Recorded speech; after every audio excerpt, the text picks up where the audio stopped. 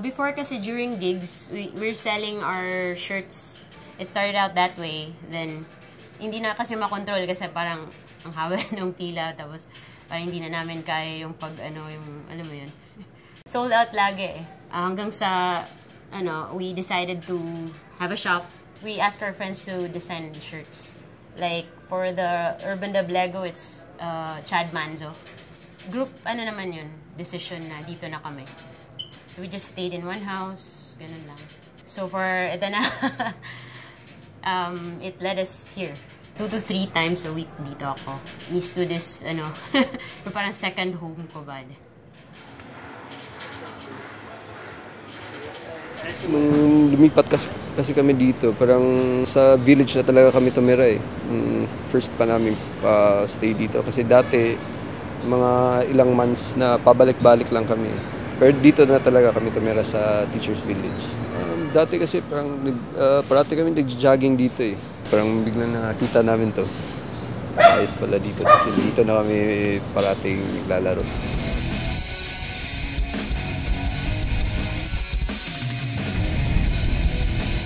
Hobby sa akin. Parang yun yung ko din na pang-exercise pag hindi tumutugtog.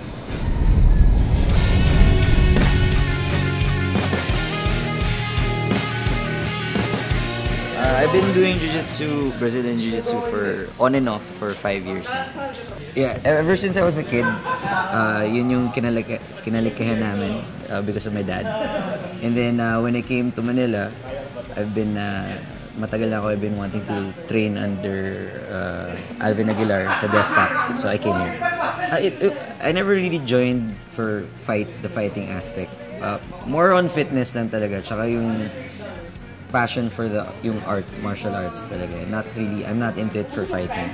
Kasi one time sinubukan ko magbuhat, tinabihan ako ng powerlifter na babae, nakakaya tignan. Yung binubuhat ko, 40 lang yung plaka. Yung sa kanyang lalaki. So, nakakaya eh. So, ito na lang. As much as I can, I do it every day. I usually train in the morning. And then, if I have time in the evening during the weekday, I come here to train. Music pa rin is my number one priority. But to unwind, I'm at home, gig, or train. Yun lang.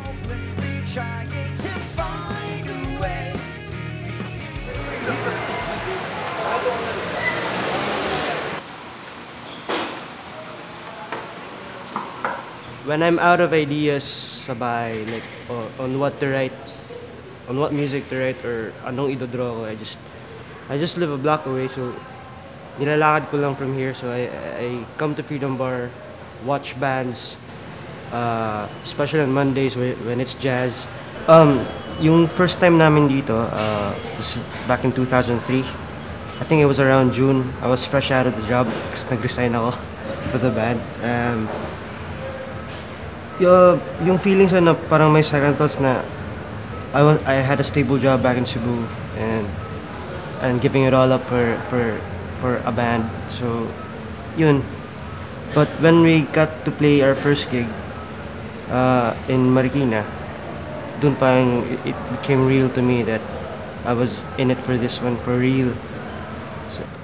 And so first bar gig namin, it was nerve-wracking because we didn't expect that everyone from the music scene here in Manila was gonna watch us play.